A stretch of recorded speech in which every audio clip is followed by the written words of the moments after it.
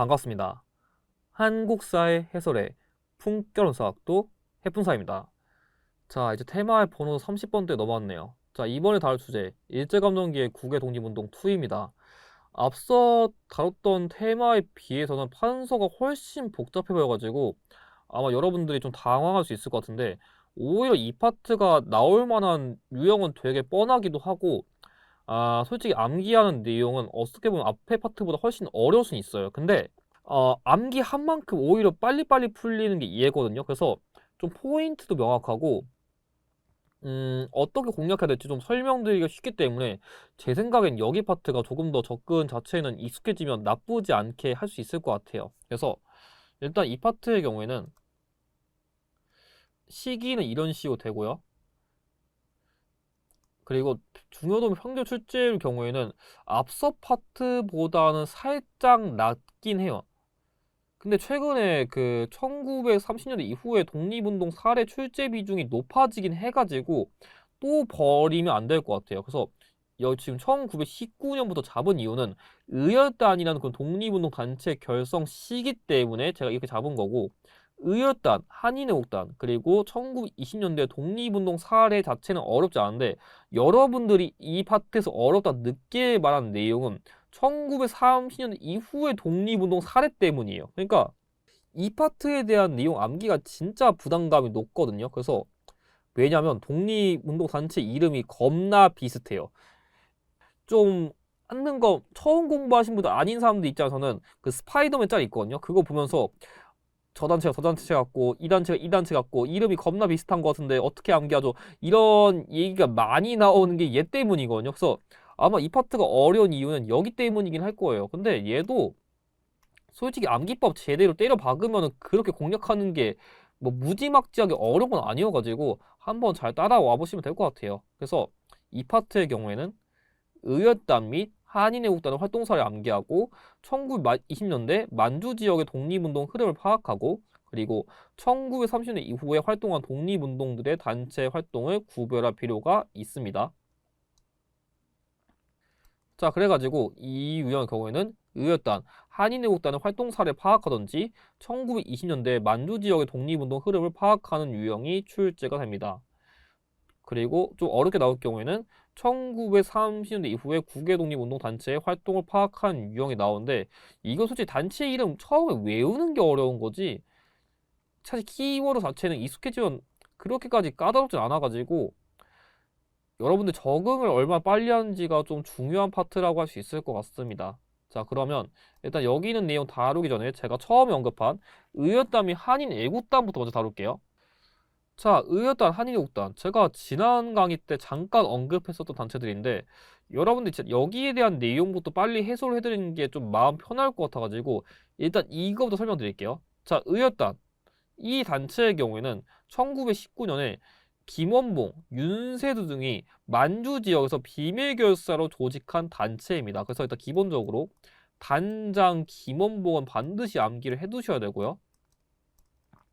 이 의열단이라는 단체는 약간 폭탄 투척 의거를 많이 한 단체예요. 이따 다룰 한인 애국단도 그렇게 하는데, 약간 의열단이 조금 더 그런 활동 사례가 많이 나오거든요. 그래서 좀 여러분들 대표 인물이랑 그 의거 활동 지역을 좀 암기할 필요가 있는데, 첫 번째 김익상님은 조선 총독부의 폭탄 투척을 단행했어요. 그래서 여러분들이 지금 여기에 지금 되게 의거 장소가 많이 나오는데, 이거를 결론부터 말하면은 암기를 하는 게 나을 수 있을 것 같아요. 왜냐하면 이게 이거 가지고 문제를 낸 적이 딱 한 번 있긴 한데, 솔직히 이거 그러니까 인물만 제대로 암기하더라도 문제 푸는데 무리는 없지만, 약간 국외 독립운동 유형이라던가 아니면 가끔 지역사 유형을 낼 때 이런 걸 좀 활용할 수 있기 때문에 이거 장소를 알아는 두는 게 좋아요. 근데 좀 암기하는 게 어려울 테니까 제가 지금부터 암기법을 알려드릴게요. 뭐냐면, 김익사님 같은 경우에는 이 조선총독부 높은 느낌의 건축물이니까 높은 느낌의 단어인 윗상 해서 높은 느낌의 건축물에 폭탄을 던졌다 라고 외워두시고, 김상옥님 같은 경우에는 종로경찰서 감옥을 연상해가지고 감옥, 종로경찰서 이렇게 암기하시는 것을 추천드립니다. 그 외에 김기섭님 같은 경우에는 국내도 모자라서 국외 도쿄까지 성접했다. 그래서 국내도 모자라가지고 국외까지 섭렵했습니다. 이렇게 암기를 해두시고요. 이 나석준이 같은 경우에는 여러분들이 주 따가지고 동양저축 주식회사, 그리고 우리가 주식을 하려면은 돈이 있어야 돼. 돈이 필요한 관련된 은행, 이렇게 암기를 해두시면 될 것 같습니다. 다음 박지혁. 이 박지혁님 같은 경우에는 이렇게 비읍 따가지고 부산경찰서, 이렇게 암기를 하시면 될 것 같고요. 뭐 이종함님이라고 뭐 상하이 황폭탄에서 폭탄 던진 인물도 있는데, 솔직히 이 인물은 그렇게 중요하지 않아가지고 제가 안 다룰게요. 그러니까 사실 독립운동가 누가 안 중요하다, 제가 말하는 거 되게 건방진 행동이긴 한데, 전 순수하게 빈출도만 가지고 얘기하는 거니까 혹시라도 제가 이분을 감히 무시한다, 그런 거 아니에요. 논란 세우면 안 됩니다. 아무튼 이 의열단의 경우에는 단원들이 중국에 위치한 황포군관학교에서 훈련을 받았었고, 나중에 이 단장인 김원봉이 난징에 조선혁명 간부학교라는 걸 설립해가지고 독립군 간부를 양성하기도 했습니다. 그래서 학교 키워드가 나오면 의열단 관련된 사례라 보시면 되고, 특히 진짜 중요한 게 이 의열단은 신채호의 조선혁명 선언을 활동 지침으로 삼았거든요. 이게 진짜 의열단 관련된 급빈출 키워드 정말 잘 나오고, 선지로도 진짜 잘 나오는 정말 중요한 키워드인데, 이 조선혁명 선언에는 직접적이고 폭력적인 방식을 통해 가지고 독립운동을 하세요 라는 방향성을 제시해 가지고, 실제로 이 독립운동가들이 직접 나서 가지고 폭탄을 투척하게 되는 그런 의거 활동이 좀 많이 나오게 된 게 이런 배경에서 좀 나온 거다 라는 느낌으로 이해하셔도 괜찮을 것 같습니다. 자, 다음으로 한인애국단. 한인애국단은 제가 지난 강의 때 설명드렸지만 김구 선생님께서 상하이에서 대한민국 임시정부의 부흥을 목적으로 조직한 독립운동 단체예요. 그래가지고 활동 사례로 첫 번째, 이봉창님이 도쿄에서 일왕이 탄 마차의 폭탄을 투척했어요. 그래서 아무래도 당시 독립운동이다 보니까 일단 적국의 짱을 잡으려고 이렇게 독립운동했다라고 이해하시면 될 것 같은데, 이 의거 활동의 결과 의거 활동에 대해서 중국이 호의적인 언론 보도를 했었거든요. 왜 그러냐면 당시 슬슬 일제가 계속 중국에 대해 그 침략을 본격화하려 했었는데, 그러니까 사이가 둘이 겁나 안 좋아요. 근데 어쨌든 간에 당시 한인이 이런 의거 활동을 하려 했었으니까 쟤 괜찮은데? 라고 호의적으로 반응하니까 일본은, 야, 지금 우리나 천황이 죽으려고 하는데 이걸 호의적으로 봐? 정신 나갔어? 그래가지고 빡쳐가지고 중국을 이렇게 습격해요. 상하이 사변 일으켜가지고 당시 이 상하이를 먹은 다음에 일본이 전쟁에서 이겼다고 남의 나라 국가에서 전승 기념식 이런 걸 열었었거든요. 당시 상하이 홍코우 공원에서. 그래가지고 당시 이 기회를 노려가지고 윤봉계 선생님께서 상하이 홍코우 공원 전승 기념식에서 일본의 장교들에게 폭탄을 투척하는 의거를 단행했습니다. 그래가지고 와, 저 한인 혼자서 일본 장교들에게 이렇게 큰 피해를 줬구나, 대단하다, 박수 딱 치면서 중국 당시 국민당 정부가 우리나라 독립운동 좀 지원해주는 계기가 가져왔었고, 그러니까 일본과 중국 사이는 안 좋지만 이 우리나라, 그러니까 당시 그 조선이랑 그 중국 사이 이게 그러니까 이런 공공의 적이 생겼기 때문에 당시 한중 연합作전이라 해가지고 한국과 중국이 이렇게 당시 일본에 이렇게 같이 맞서 싸우는 그런 분위기를 형성하게 된 게 약간 이때쯤이라 보시면 될 것 같아요. 그리고 저번 강의 때 설명드렸듯이 어쨌든 간에 이 대한민국 임시정부 관련된 인물이란 걸 파악했기 때문에 이 대한민국 임시정부에 대한 탄압을 위해 가지고 일제가 나섰었고, 그로 인해 가지고 대한민국 임시정부의 본사가 계속 이동하게 되는 배경을 가져왔던 게 윤봉길 의거의 영향 때문입니다. 그래서 이 의열단이랑 한인애국단 내용 이제 배웠으니까 아마 앞서 강의 내용 때 조금 이해가 안 됐던 내용은 이제 조금 더 이해가 잘 되셨길 바라며, 이제 다음으로는 1920년대 만주 지역의 그런 국외 독립 운동 관련된 내용을 다뤄보겠습니다. 자, 1920년대 만주 지역 독립 운동은 어 계속 이기고 복수하고 이기고 복수하고 탄압하고 다시 일어나고 탄압하고 일어나고 그 일련의 흐름들이 좀 발생하거든요. 볼게요. 자, 뭐냐면 일단은 첫 번째로 북간도 지역 중심, 그러니까 북만주 지역을 중심으로 조금 독립운동이 발생했었는데, 첫 번째, 홍범도 장군이 이끈 대한독립군이 북간도 지역에 위치한 봉오동에서 먼저 일본군을 이겼어요. 그래가지고 당시 일제는 우리나라 독립군에 대한 복수를 위해 가지고 일제가 중국 마적, 그러니까 기마 집단, 그러니까 기마 집단 매수해가지고 만주내에 위치한 일본 공사관을 공격했어요. 그러니까 지네가 약간 팀킬하게 유도를 시킨 거예요. 근데 이게 아무리 군대를 파병하고 싶더라도 당시에 무조건 그냥 군대를 막 보내는 게 아니라 명분이 있어야 되는데 당시 이 훈춘 사건이란 걸 계기로 일본 공사가 공격받았으니까 우리나라 사람들 지켜야 돼 라는 명분 하에서 일제가 만주 지역에 또 군대를 파병할 수 있는 명분을 확보했습니다.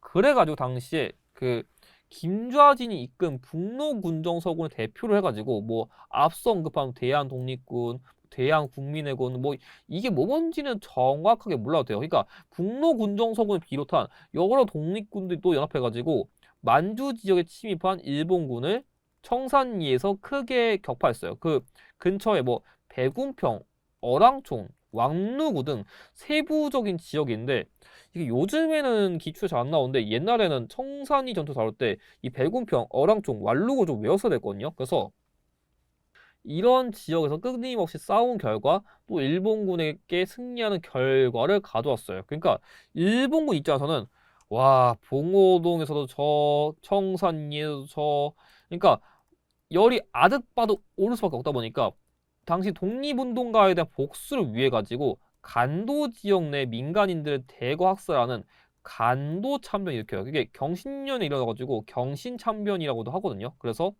당시 독립군들은 야 우리가 여기다가는 다 민간인들 죽겠다 싶어가지고 이동할 필요성을 느꼈거든요. 그래가지고 당시 서해를 총재로 하는 대한독립군단, 그러니까 이 대한독립군은 조금 분화시켰다? 라고 보시면 돼요. 그래서 서해를 총재로 대한독립군단을 결성해가지고 밀산부라 해가지고 만주 지역과 소련 지역 국경에 집결해가지고 소련의 자유시란 지역으로 이동했었어요. 그러니까 이게 독립운동을 한다 치면은 여기 북한도 지역에 계속 싸우다가 점차 연해주 지역에 좀 올라왔다? 그런 느낌을 이해하시면 될 것 같아요.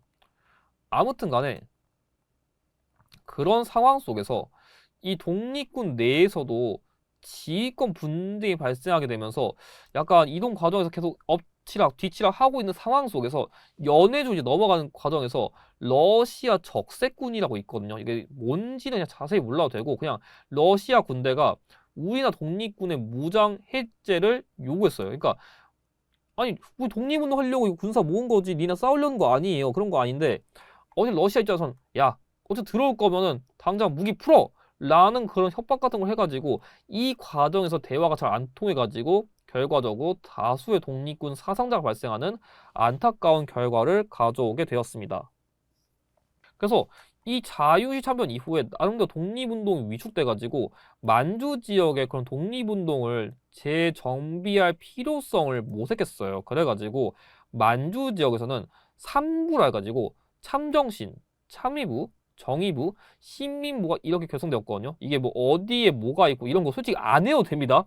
그냥 참의부, 정의부, 신민부 나오면은 그냥 아 만주 3부구나 이것만 외우시면 되지. 이게 뭐 어디고 이런 거 시험 문제 안 나와요. 이게 중요한 게 아니고 이 자유시 참변 이후에 어쨌든 간에 만주 지역 독립운동을 다시 재정비하기 위해서 이런 게 나왔다. 그걸 이해한 게 중요해요. 그러니까 일제 입장에서는 와 간도 참변해서 어떻게 쫓아내니까 끝난 줄 알았더니만 또 이렇게 만주 또 독립군 또 양성해 이 다시 만주 지역 독립운동을 탄압하기 위해 가지고 당시 중국의 군벌이었던 장쩌린 장장린과 일본의 경무국장인 미스야 사이에 협정을 체결해요. 그게 뭐냐면 만주 지역 내 독립운동을 탄압하기 위해 가지고 독립군들에게 형상금을 부여하는 거예요. 그래서 쟤네 잡아오면은 돈을 주는 거죠. 그래가지고 이런 일련 상황으로 인해 가지고 만주 지역의 독립운동이 다시 위축되었습니다.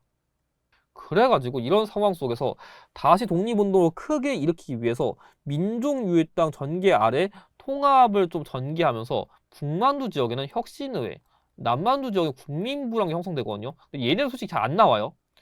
여러분들 얘까지는 그렇게 또 중요하게 볼 게 아니라 밑에 있는 이것들이 나중에 한국독립당과 조선혁명당으로 바뀌었다. 이걸 이해하는 게 중요해요. 왜냐하면 이따 다룰 이 한국독립당과 조선혁명당 산하의 군사조직인 한국독립군과 조선혁명군을 여러분들이 암기하시는 게 중요하거든요. 그래서 이 1920년대 만주 독립운동은 얘네 자체 세부적인 내용보다는 이 흐름 1년 자체를 외우는 게 되게 중요하거든요. 그래서 제가 강조한 이 암기법 바탕으로 외우시는 게 좋아요. 뭐냐면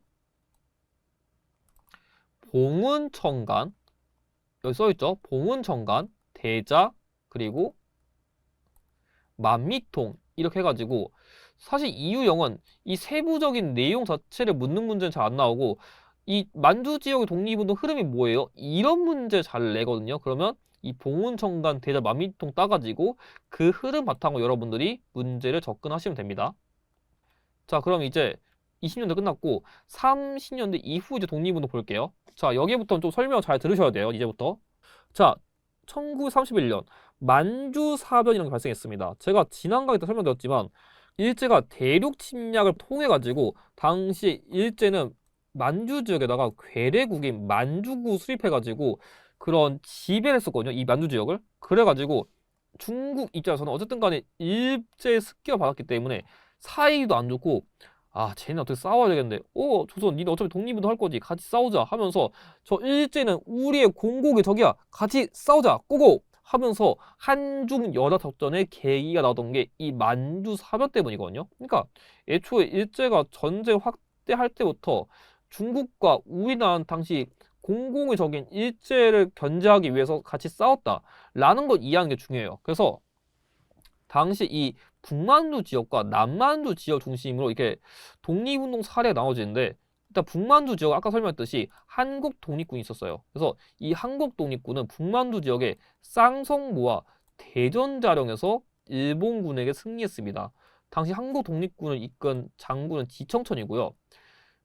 중국 호로군과 연합작전을 전개했습니다. 그래서 이 한국 독립군은 좀 이렇게 암기해 보세요. 뭐냐면 한국의 독립을 위해서 자 다시 한국의 독립을 위해서 쌍대전차 한국의 독립을 위해서 쌍대전차를 이끌고 호롤롤로 소리를 내면서 북쪽으로 올라가는 소리가 하늘까지 들렸습니다. 다시 한번 한국 독립을 위해 가지고 쌍대전차를 이끌고 호룰룰루 소리 내면서 북쪽으로 가는 게 하늘까지 들렸습니다. 이렇게 암기해두세요. 조금 억지 같을 수 있지만 여기부터 여러분들이 아마 이름 때문에 암기가 진짜 어려울 거예요. 그래서 쌍대전차 이런 키워드라도 여러분들이 머릿속에 지금부터 안 넣어놓으면 여기 내용 절대로 못 소화합니다. 다음 남만주 지역은 조선혁명군인데 이 조선혁명군은 영릉가랑 흥경성에서 일본군에게 승리했었고 중국 의용군과 연합작전을 벌였습니다. 총 사령관 양세봉이고요. 자, 조선혁명군 이렇게 암기를 해봅시다. 뭐냐면 자, 세봉이는 남쪽 지역. 자, 세봉이는 남쪽 지역에 위치한 남쪽 지역에 위치한 영흥에서 혁명을 일으키다가 의롭게 죽은 위인이다. 다시 한번. 자, 세봉이는 영흥 지역, 남쪽 지역의 영흥 지역에서 혁명을 일으키다가 의롭게 죽은 위인이다. 이렇게 암기를 하시면 됩니다. 그래서 아마 얘네 둘을 암기하는 게 초반이 제일 어렵기 때문에 얘를 먼저 해주시고요. 다음으로는 이 30년대쯤에도 나름대로 독립운동인 연합이 있었거든요. 뭐냐면 난징 지역에서 뭐 한국독립당, 조선혁명당, 의열당 등 여러 독립운동 단체가 있었어요. 이 단체들이 민족연합전선으로서 민족혁명당을 결성했거든요. 사실 이게 독립운동사에서 정말 중요한데 하는 거면 솔직히 이해가 잘 나오진 않아요. 근데 일단 알아두세요. 왜냐면 뒤에 거 설명 때문에 제가 설명하는 건데 이 민족혁명당, 그러니까 여러 독립운동 단체가 어떻게 모이긴 모였었는데 이 사회주의 계열, 그러니까 이 의열단을 주도한 김원봉이 좀 사회주의 계열이거든요. 그래서 이 사회주의 계열 주도로 인해 가지고 민족주의 계열이 나 쟤네랑 안 맞는 것 같아 해서 많이 이탈했어요. 그래서 어쨌든 간에 의열단 계열이 좀 여기에 중심으로 권력 먹으면서 이 민족혁명당을 조선민족혁명당으로 개편한 뒤 이 일부 단체들이 연합해가지고 조선민족전선연맹이라는 걸 결성하거든요. 좀 설명이 좀 어려울 수 있는데 이 조선민족전선연맹 산하에 조선의용대를 창설했다. 얘가 중요해요. 그러니까 제가 지금 이거 설명한 이유는 조선민족전선연맹 산하에 조선의용대가 창설되었다. 이거 설명드리려고 제가 이거 설명드린 겁니다. 그래서 지금 중요한 거는 이거 외우자는 건데 어차피 이거 솔직히 여기 있는 내용 잘 안 나오거든요. 여러분들이 진짜 이해 안 간다. 그냥 이거 제끼셔도 돼요. 솔직히 말하면. 자, 이해를 위해 설명드린 거지. 이거 제끼시고 그냥 한국독립군, 조선혁명군, 조선의용대 그리고 이따라를 한국광복군 이 네 가지가 뭔지만 암기하셔도 돼요. 자, 일단 그래서 이 조선의용대의 경우에는 똑같이 김원봉이 만든 단체예요. 그래서 김원봉은 크게 의열단, 조선의용대 그리고 이따다를 한국광복군까지 연기를 하시고 외우셔야 돼요. 왜냐하면 일단 이 조선의용대는 어쨌든가 당시 중국 국민당 정부는 우리나라 편이기 때문에 중국 국민당 정부의 지원으로 중국 관내에서 결성된 최초의 한인 무장 부대예요. 그러니까 아, 예전까지만 하더라도 중국 내 영토에서 군대를 만드는 거 허용해 줄 정도로 중국이 우리나라에게 그렇게 독립운동이 호의적이지 않았었는데 이땐 대놓고 완전 오픈더도 해준 거예요. 그만큼 사이가 많이 좋아진 거죠. 그래서 약간 여러분들이 조선의용대의 경우에는 뭔가 문제, 그러니까 선지에서 한자가 언급된다. 선지에서 한자가 언급되면은 이 조선의용대를 낸 거구나. 그걸 좀 기억해 두시고 최근 경향에서 좀 어떤 게 중요하냐면 이 독립군, 그러니까 이 독립운동에서 이 조선의용대가 결성된 지역이 한커우예요. 한커우. 뭐 이거 어디 지역 넓게 보냐 좀 좁게 보냐 그런 차이에 따라 다를 수 있는데 우한, 그러니까 뭐 코로나 발원지 여기서 창설한 건데 이 조선의용대가 좀 분화되거든요. 뭐냐면 일부는 나중에 한국 광복군에 합류하고 일부는 북쪽으로 이동해가지고 조선의용군으로 개편되거든요. 그래서 최근 경향에서는 이 조선의용대가 어떻게 분화되는지 제가 이거 그냥 지역은 임의로 나눈 거니까 이 집 아니에요. 그러니까 아무튼 이 조선의용대가 어떻게 분화되는지 그걸 이해하는 게 중요해가지고 김원봉이 이끈 일부 부대는 이따다를 한국광복군에 합류하고요. 그리고 김두봉도 이끈 자녀 세력은 중국 팔로군, 그러니까 한국 독립군은 중국 호로군, 조선혁명군은 중국 의용군, 조선의용대는 중국 팔로군과 연합해가지고 조선의용군으로 개편됐습니다. 그래서 이 조선의용군은 조선독립동맹 산하의 군사 조직이다. 이런 키워드가 나오면 아, 또 조선의용대구나 라고 이해하시면 됩니다. 그래서 조선의용대의 경우에는 단장 김원봉, 중국 관내에서 결성된 최초의 한인 무장부대, 그리고 이게 어떻게 분화 과정을 거쳤었는지 그거 관련된 내용이 최근에 좀 잘 나옵니다.